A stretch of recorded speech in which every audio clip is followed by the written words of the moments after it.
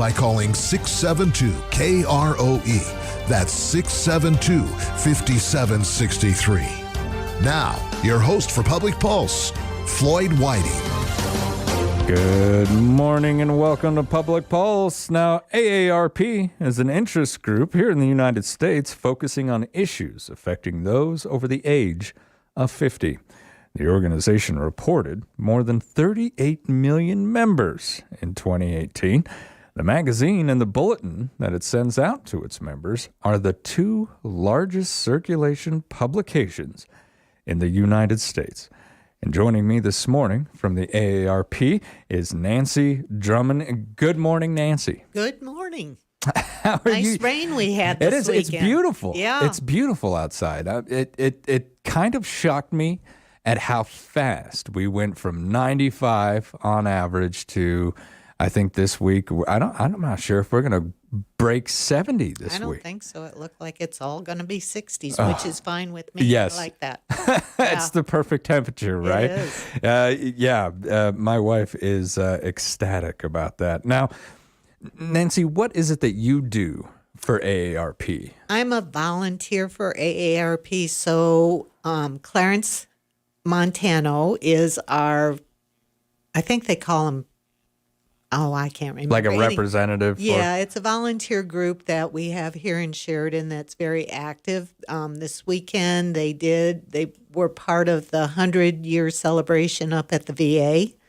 And so Clarence is an awesome leader. So he just gathers us up and we do all kinds of things to promote AARP and what they do, because people don't realize that it is very nonpartisan. Yeah.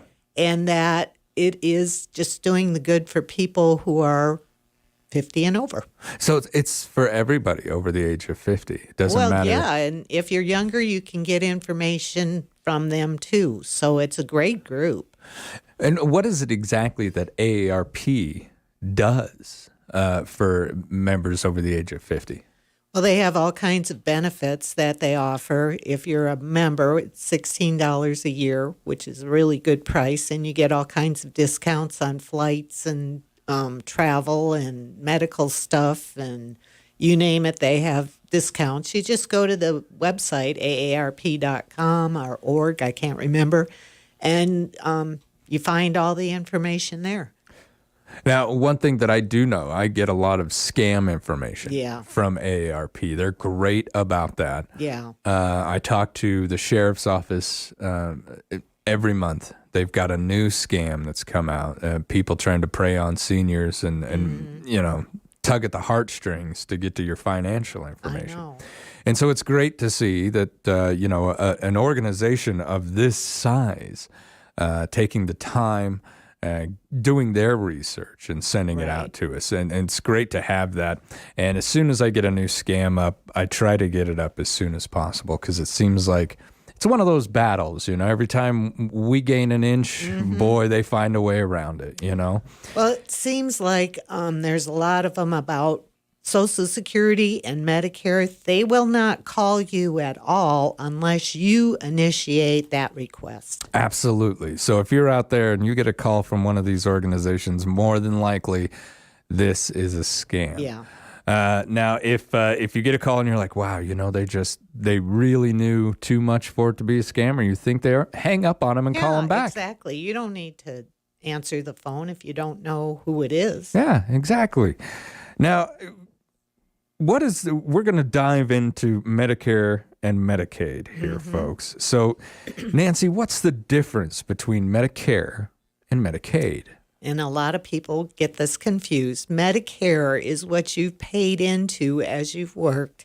That's for health care. It's a federal program that is offered. And Medicaid is what you apply for from the state. It's a state program that helps people under a certain income level pay for their Medicare B premiums or their medications, things like that. But they're two applications that are entirely different, go to entirely different places. But the one thing to remember is Medicare is federal and Medicaid is state. And you hear that in conversation a lot, one being used for the other. even amongst journalists, we have sat down together and said, okay, this one is this one, Yeah. and this one is this one, because we see that as well. I mean, it is very easy to get those mixed up. Now, what is the marketplace? Because that's something different. The marketplace is the Affordable Health Care Act, and that helps people find insurance. What we are is navigators. I'm a navigator for the marketplace. You call Enroll Wyoming or 211, and they'll direct you to one of us. There's, I believe, 12 of us now in the state of Wyoming that help people navigate through the process of finding affordable health care, because a lot of people don't realize that you can get it. And so that's the big difference. And a lot of times, if you're under a certain income level, you can get it with no premium and no deductible. Wow. And what I've found, because I do Medicare so much in town, is that somebody wants to retire, but they're really worried about their spouse. What are they going to do for them? And so a person can go on Medicare and their spouse can go on the marketplace. And they could have zero premium and zero deductible, or they could have a lower premium and a deductible. So it covers just like regular insurance. Now, what is a premium? A premium is the thing you pay for. I always use a car insurance. Every month you have to pay so much money to have them cover your car. So a premium is just like that for insurance. It's your payment. Yeah, your payment every month that you pay to have insurance. And then the deductible is sometimes you have to meet a certain amount of money before the insurance company will cover, such as cars. You might have a $500 deductible before they pay for any damages. Okay. Now, I'm glad that they have navigators, because this is almost like a quagmire, isn't it? Like trying to wade through all of our options and different programs. I can remember just sitting down and reading some of this stuff back when I wrote a story on it long ago. Wow, there's a lot of information out there you got to go through, isn't there? Mm-hmm. I really enjoy doing it. It's weird. I'm not an insurance agent at all. I'm just a navigator. You have a gift, Nancy. I've been doing it since 95. Oh, so, wow, yeah, wow. I kind of think I maybe know what I'm talking about. But when you help a person who really was in dire straits, that feeds my soul. So Yeah. I keep doing it because I'm just one of those people that like helping others. Yeah. That's why I do it. Now, so basically we would have to get on the marketplace, and that's where we view all of those options, correct? There's quite a few. Yeah. And these options, they deal with Medicare and Medicaid on this marketplace, or No, is that just Medicare? Marketplace is only insurance for those under 65. Under 65. Okay. So those over 65, they don't even bother with the marketplace. No, because both of them are federally funded programs, Medicare and the marketplace are. And so a lot of people will go on the marketplace for affordable insurance until they turn 65, and then they have to flip over to Medicare. Oh, okay. So there's other options out there besides Medicare on this marketplace. It's not all linked to the one program. The marketplace is one program. Medicare is one program. There we go. And Medicaid is one program. Yeah. So they're all separate, and all three of them have different applications that you do. Wow. This is a very complicated issue, even just to find something that would work for you.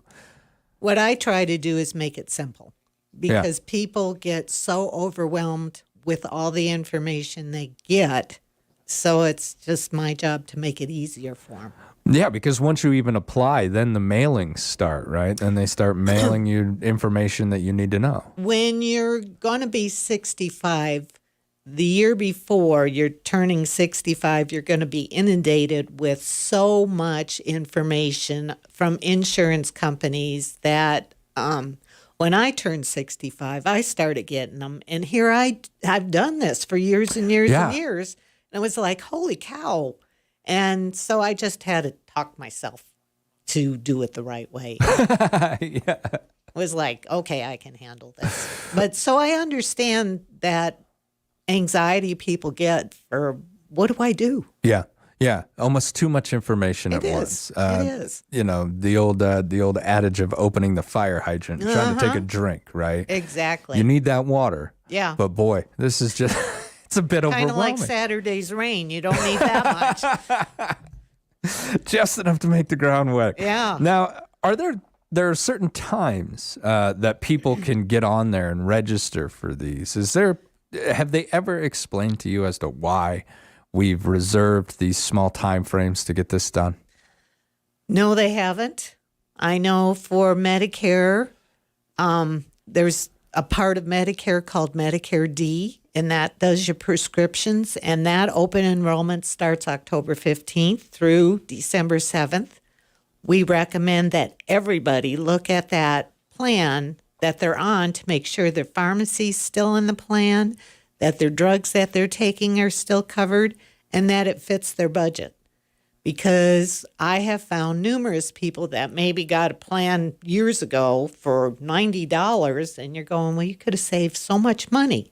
So it's important to talk to one of us that do that and make sure that that plan is still something that works for you. On the marketplace, that starts November 1st and goes through January 15th. Then to add a little confusion to the whole mess, we have special enrollment periods. And so if you're going on Medicare and your birthday's, say, in October, on Medicare, you have 3 months before your birthday, the month of your birthday, and 3 months after your birthday to sign up. And that's called a special enrollment just because of when your birthday falls, or if you retire, that's a whole different scenario, because if you have insurance, there's penalties. You won't get a penalty if you wait and sign up later. And on the marketplace also, if you've lost your job, there's been a death in the family, you've had a baby, or whatever circumstance, then you qualify for a special enrollment period. So the best thing to do is always call, like for me, you call the senior center, the hub on Smith, and they'll schedule an appointment with me. Or if you want the marketplace, the best way to do it is call 211, which is an amazing resource that the state of Wyoming, well, it's nationwide. Okay, so if we're sitting down, we're considering this. Best place to start, 211. That's what I would say. And then you basically tell them, this is who I am, this is how old I am, this is where I'm at, this is how much I make. Help me out. Yeah, and they'll direct you. They do everything. There's so many resources that people don't know that 211 offers. And so that is the best place to get started on any question you have, whether it be like LEAP for your heating or assistance to pay for your MDU bill. Just call 211. They know the answers and where to direct you. So there's folks out there who could be struggling right now and they don't even know. Right. I call 211 and I might be able to ease a little bit of this burden. Yeah. It always works that way. Wow. Yeah. So 211 just got a grant this year to promote themselves because so many people don't know what it offers. Yeah. Yeah, I didn't. Yeah. I had no idea that 211 was even an option, that there is someone out there who can walk me through this extremely difficult process. And they'll give you direction as to who you can talk to. They'll refer to me, or like Eric Solness in Buffalo, he does the same thing I do with just the marketplace. And so there's people all over the state that can help you. And people get frustrated because they don't know the answer. But if you don't ask the question, you're never going to find the answer. Exactly. All right. On that, we're going to take a quick commercial break. When we come back, we will continue with Nancy Drummond from AARP. This is Public Pulse on 930 KROE at 103.9 FM. Sheridan.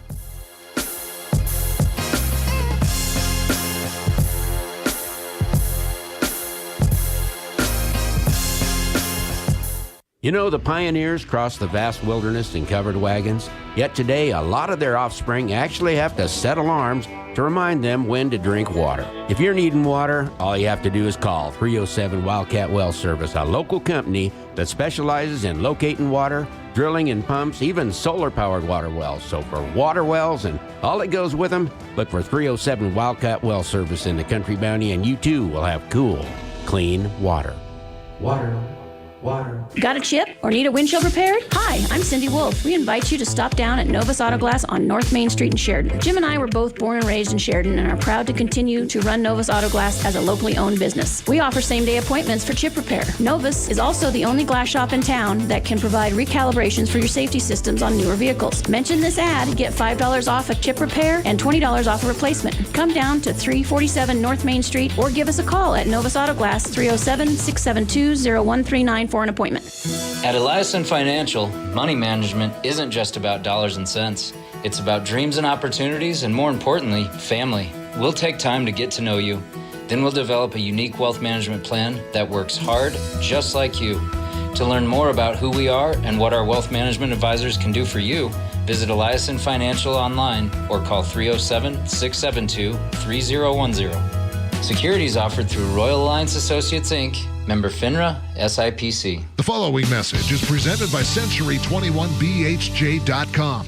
It's National Domestic Violence Awareness Month, so get your purple ready. Join the Advocacy and Resource Center for our annual March Against Family Violence, October 8th at 9 a.m. Meet us at Grinnell Plaza, and we will walk up and down Main Street taking a stand against family violence in our community. Stay to hear a survivor story and announce our Advocacy in Action recipient. For more information, check out our Facebook page or call 307-672-7471. Once a Packer fan, always a Packer fan. It's canned Ice Baby here, VIP with Sheridan Honda and Power Sports and First Northern Bank Pro Football Pick'em. Did you hear what happened this week? Let's recap. He's back. It's Dave McAllister. Thank you. Nice to be back. Dave Cox, Desperado Dave, is out sick today. I got to say Dave Cox because we have two Daves now.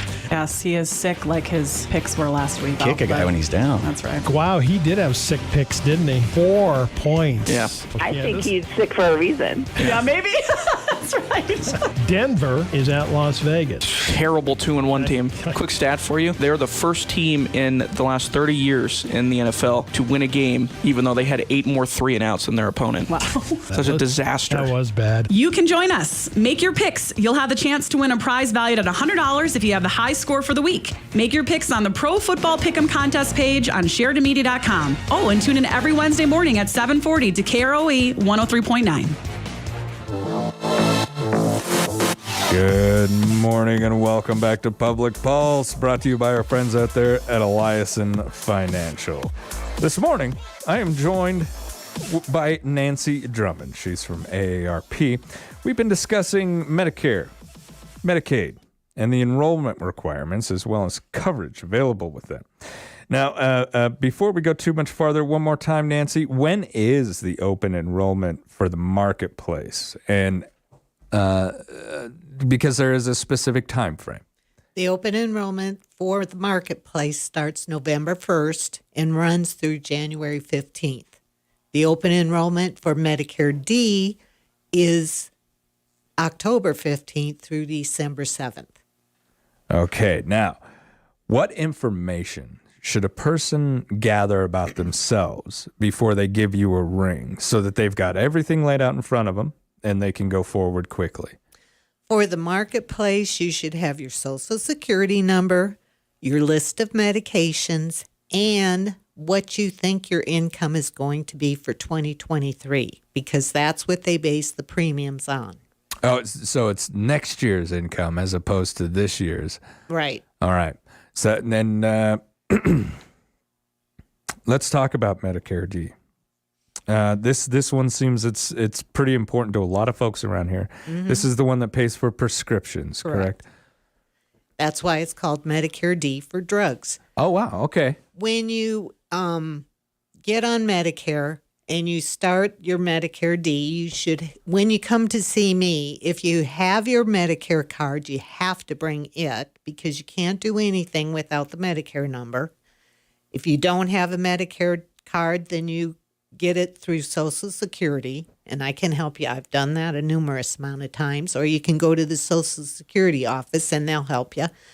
So you bring your Medicare card, your list of meds. I have had so many people, well, I take blood pressure medication, and I have thyroid disease, and, I've been doing this long enough. I know what a lot of those drugs are, but the best way to do it is bring your list of medications. Yeah. Those two things are of utmost importance, so I can help you with that.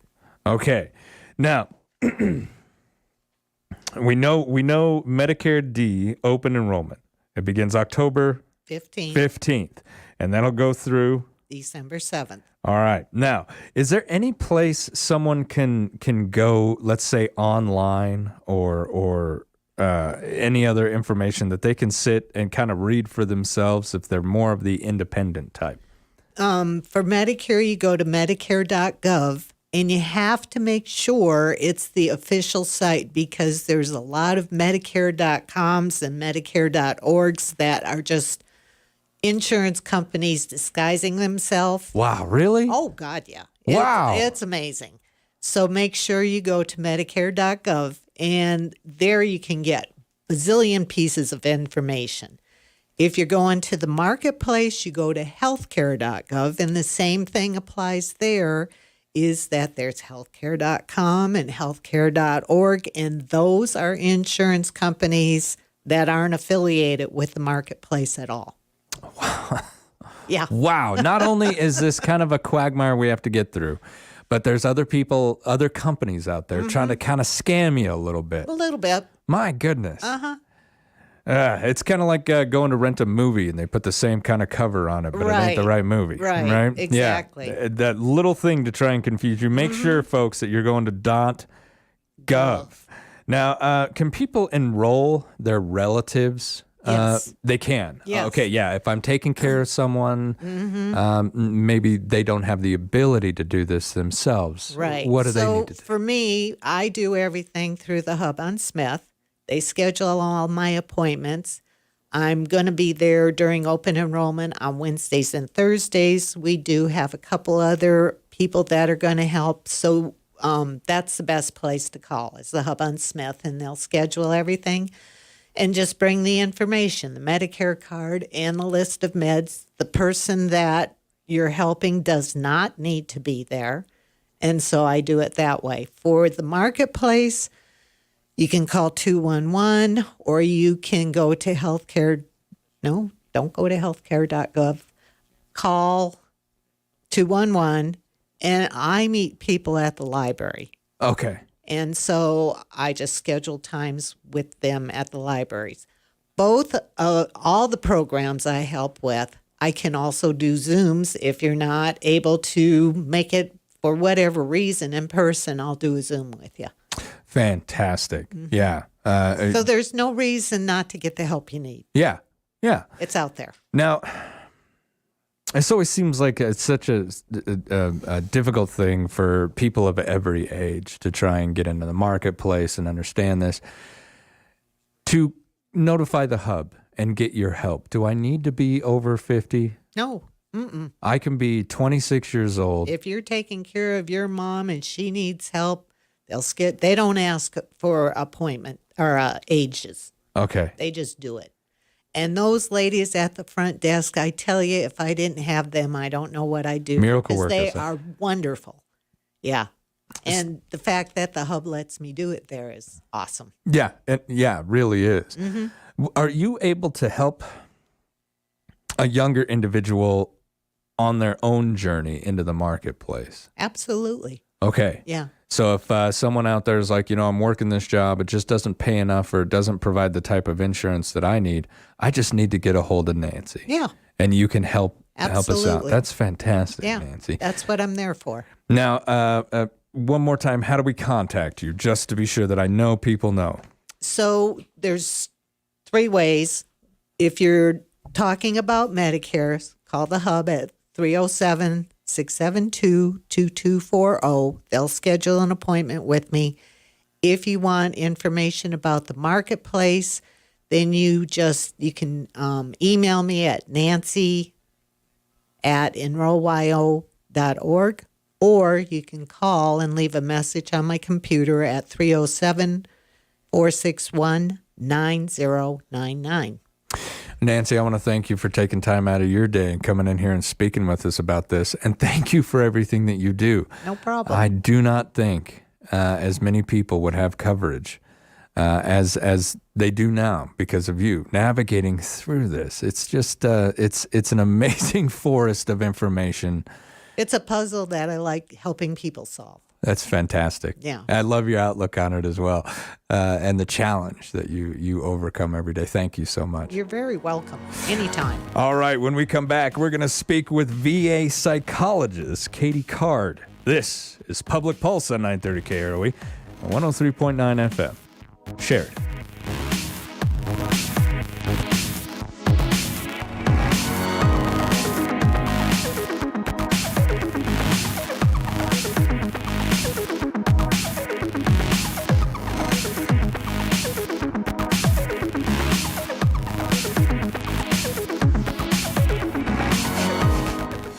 At Eliason Financial, money management isn't just about dollars and cents. It's about dreams and opportunities, and more importantly, family. We'll take time to get to know you. Then we'll develop a unique wealth management plan that works hard, just like you. To learn more about who we are and what our wealth management advisors can do for you, visit Eliason Financial online or call 307-672-3010. Securities offered through Royal Alliance Associates, Inc., member FINRA, SIPC. When the unexpected happens, you may wonder what's next. Champion Funeral Home can help you through this phase of life. They provide support and personal services while helping you create a meaningful tribute to your loved one. Champion Funeral Home has been locally owned and operated since 1911, providing compassion and care to Sheridan and Johnson County. Visit Champion Funeral Home at championfh.com or call 674-6329. With more than 30 years of providing excellent service to Sheridan area businesses, Parker Mellinger has the knowledge and expertise to help solve your bookkeeping problems, answer questions about IRS notices, and discuss your business concerns. Schedule a review of your financial records today and we'll find solutions that work best for you. Ask about our exclusive fixed price agreement, 1 annual fee, unlimited phone calls and meetings. Parker Mellinger, 1811 South Sheridan Avenue, Sheridan. Sheridan Orthopedic Associates continues its over 50-year tradition of surgical excellence in Northeast Wyoming and Southern Montana with the addition of Dr. Jory Wasserberger, a Wyoming native, and fellowship trained at the Mayo Clinic in Orthopedic Sports Medicine. Dr. Wasserberger joins a team of highly rated surgeons providing spine, sports, hand, hip, knee, and shoulder surgery, joint replacement, and more, including emergency care 24/7, 365 days a year. Visit us at SheridanOrtho.com to learn more. Are you facing foreclosure or pre-foreclosure and you don't know what to do? Do you want to still be able to walk away with some equity before you lose your property? Wire Renovation is here to help.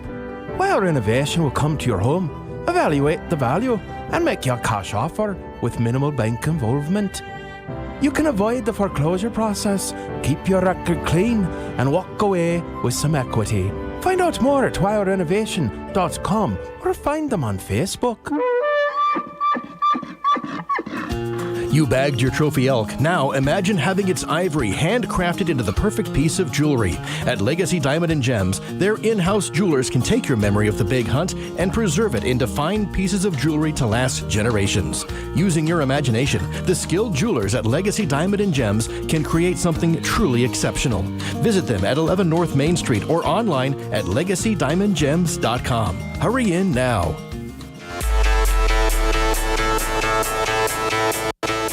Good morning and welcome back to Public Pulse, brought to you by our friends out there at Eliason Financial. I'm Floyd Whiting. 1 in 3 women and 1 in 4 men in the United States have experienced some form of physical violence by an intimate partner. On a typical day, domestic violence hotlines receive approximately 21,000 calls. That's an average of close to 15 calls a minute. Intimate partner violence accounts for 15% of all violent crime in this nation. Joining me For the second part of our show this morning, a Sheridan VA Healthcare Systems psychologist, Katie Card, and Public Information Officer, Christina Miller. Good morning, ma'am. You are in Casper right now. How are you? I am doing well. Thank you so much for having me, Floyd. Thank you for coming on the show. I know you're very busy over there. Christina, I want to thank you for coming on as well. Yeah, absolutely. And it's actually a good point to bring up is we have clinics all around the state. So Katie's down there in Casper. Yep. And what are you doing over there today, Katie? If I can ask. Actually, I came down here because there was an event with some of our community partners down here in Casper celebrating the kickoff for Domestic Violence Awareness Month. And so last night there was a candlelight vigil down here in Casper to help remember some of the victims who have experienced domestic violence. A lot more than what people would initially think, isn't it? Very, very much more. Very much more. So let's start at the beginning, Katie. What is intimate partner violence in definition? So that's a really good question. People often get intimate partner violence confused with domestic violence. So domestic violence is something that takes place within a household, and it can be between any two people in that household. It can be between a parent and a child, or siblings, or even like roommates, right? That's domestic violence. Intimate partner violence takes it a step further. It can only occur between current or former partners. So it describes physical, sexual, identity, coercion, emotional, stalking, all of those types of things that occur by a current or former partner. And it's on a continuum or a frequency that varies in severity from chronic to a few times to more severe, leading to battering and potentially even death. And it occurs in heterosexual relationships. It occurs in same-sex relationships. And for intimate partner violence, it doesn't even require sexual intimacy or cohabitation. It's literally just anyone who we'd identify as an intimate partner. Now, here's a tough question that I'm going to ask you. Yeah. Is there an increased prevalence of intimate partner violence in the military as opposed to civilians that we have found? There is. We know that at least 3 times as many people who were in the military will experience intimate partner violence over their lifetime. And in fact, it's even higher for certain populations. So, like you said, 1 in 4 women or 1 in 3 women, when we're talking about physical specific. If we're talking about intimate partner violence impacting someone in a way that it is going to affect the rest of their life, we know that 1 in 4 women will experience it to that level, and 1 in 7 men will experience severe violence by an intimate partner within their lifetime. And when I say severe violence, I'm talking about being burned, strangled, beaten almost to the point of unconsciousness. Severe violence. Wow. Yeah. A tough issue to talk about. It's pretty high. Do we have any idea as to why this continues to be an issue? Is there a chain that we can somehow break?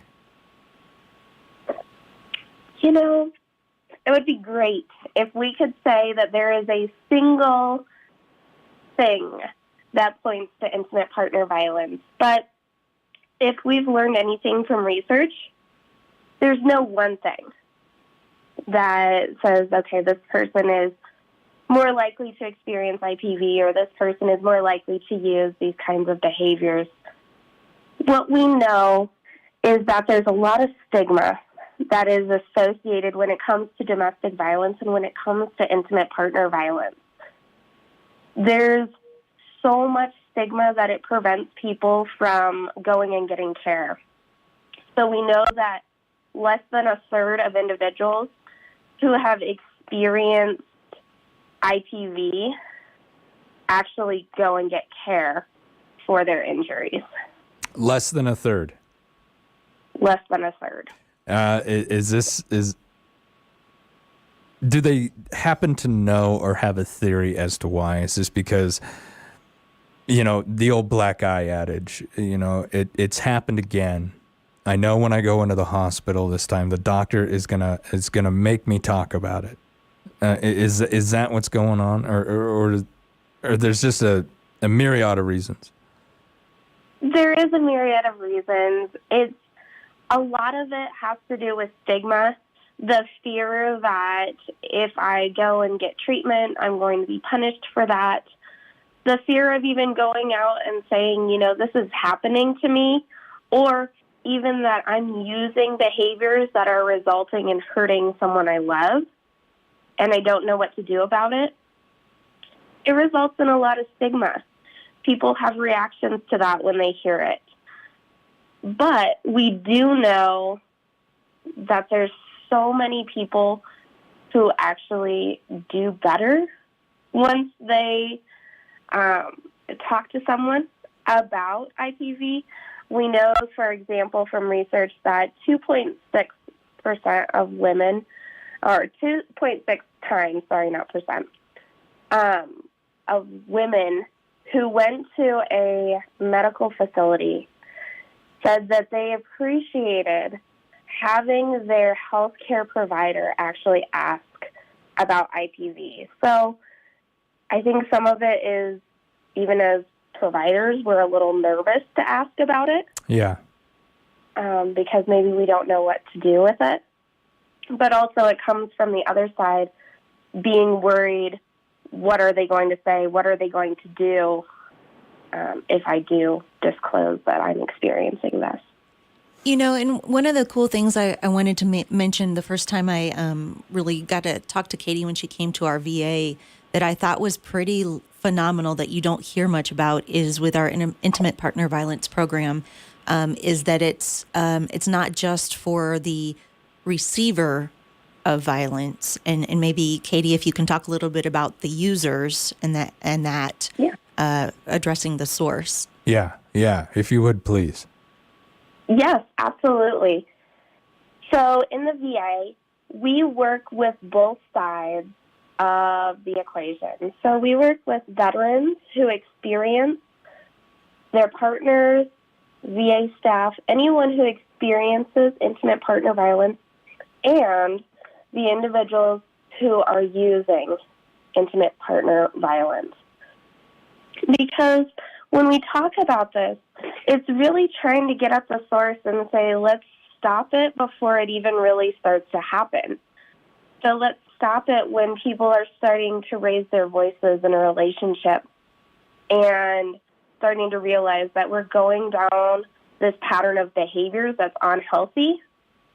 So let's figure out what we can do in terms of treatment to work with people and be able to help them change those behaviors, to learn different coping skills so they don't feel like the only skill that they have is to throw something because that's the only way they feel like they're heard.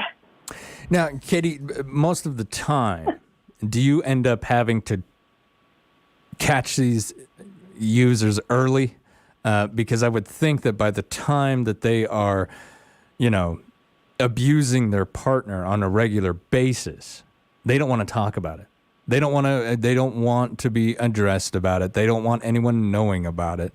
And so there's going to be some sort of resistance to discussing it, to disclosing everything that's happened so far. I mean, how do we get the abuser in to talk about this type of situation? I think the first thing that we try to do, at least for the VA, is trying to decrease stigma. And that's actually one of the biggest things that I work with community folks on, is how can we decrease stigma? How can we break down some of the barriers? And one of the ways that we do that is through changing our language. So instead of saying, victim or batterer, we talk about someone who has experienced intimate partner and someone who uses intimate partner violence. And so just by doing that, we're changing it from you are this evil thing to you have these bad behaviors. And what we know about intimate partner violence, what we know about domestic violence is it's a learned behavior. And if it's a learned behavior, that means that it's something that we can change. But if I've been using these behaviors for so long, it's going to be much harder for me to change them. There's going to be a lot more shame and guilt and even identification with the behavior as a part of me than if we catch it earlier on. So part of what we do is try to get people to understand that we don't all come out of the womb knowing all these different coping skills, knowing how to deal with emotions. And so destigmatizing and saying, hey, you know, you didn't learn these behaviors that were healthy. Let us help you learn some healthier communication skills so you aren't using or resorting to more violent tactics. And we're seeing results from this. You're going to have to forgive my reluctance. Growing up in certain situations, I witnessed this intimate partner violence. Luckily, not under like my father's house, but under another roof. I did, and so there's anger. There's reluctance to work with the user on my behalf. And I'm sure the community as a whole feels this to some extent, where we're like, why are you showing that individual some sort of mercy? Why are we wanting to listen to that individual after everything that they've done? And I guess I can understand where you're coming from, because we've got to break this chain. And to do that, we've got to understand it more. How do you help individuals like me? Imagine I'm the brother-in-law. I'm the father who has witnessed this happen to someone that they love. Convince me to listen to the user. So that is an excellent question, and something that comes up as I work with people all the time. One thing that I like to ask folks is, are you 100% the sum of all the actions that you have ever done? God, I hope not. And a lot of us like to think yes. But is that true? Are you really the sum of all the actions that you've done? Maybe. But what if you aren't? What if, as a human, you are inherently worth something? And as a human, and I believe that most of us would view this, if you hold a newborn baby, you think, oh my gosh, this baby is worthy of all the love, all of the protection, all of the things that the world can possibly give her, all the kindness, or him, all the kindness that we can give this baby, right? And people have this innate desire to want to love, to protect, all sorts of things, whether it's their baby or someone else's. But that's this idea of common humanity, and that's what I try to tap into with folks, is learning and remembering that people weren't always this way. People didn't always behave in this way. And if we can tap into that, if we can remember a time before this person acted in this way, I don't have to sit there and say, oh, I forgive you for strangling me. I don't have to sit there and say, I forgive you for hurting my sister or my brother or whatever. We don't have to do that. But if we can look and say, I want you to get some help so you never feel like that's the only option you have ever again. that next time you'll really know that you have a choice between what behaviors you use. That your anger doesn't cloud you so much that you go into a fit of rage and hurt someone that you love. And this is all part of this new approach, destigmatizing the language, destigmatizing the issues, so that we can address people on a common ground and say, we're going to break this cycle. We're not going to pass this on to the kids. And maybe maybe we'll never get rid of it. Maybe we will never be rid of this type of situation. But if we can at least reduce it through this. So there's therapy, there's options, there's things that we can do, right? Yes, the VA has several evidence-based treatment protocols that are specifically designed for people who use violence in intimate relationships, teaches people how to manage their emotions in a more effective way, teaches people how to set boundaries that are healthy and appropriate, how to learn for themselves what is appropriate and isn't appropriate. Because if I've grown up in an environment where I've seen that yelling or pushing or shoving or controlling behaviors is just par for the course, I'm going to keep doing that because I think that's normal for a family. Katie, how do we get the user to this point, though? Because a lot of times, because of the shame, because of the guilt, because they know what they're doing is wrong, they have to. Mm-hmm. They don't want, like me with my alcoholism for 14 years. Yes, I knew I was an alcoholic, but I didn't care. That was one of the worst parts about my alcoholism. I was okay with it. So admitting it was not my first step. Going beyond that and acting on that, that was my first step. How do we get users to that first step? Admit that this is what you're doing. This is wrong, and you need to get it changed. Many of them, I would assume, don't want to admit that, number one. And number two, take that first step towards some sort of recovery, some sort of therapy.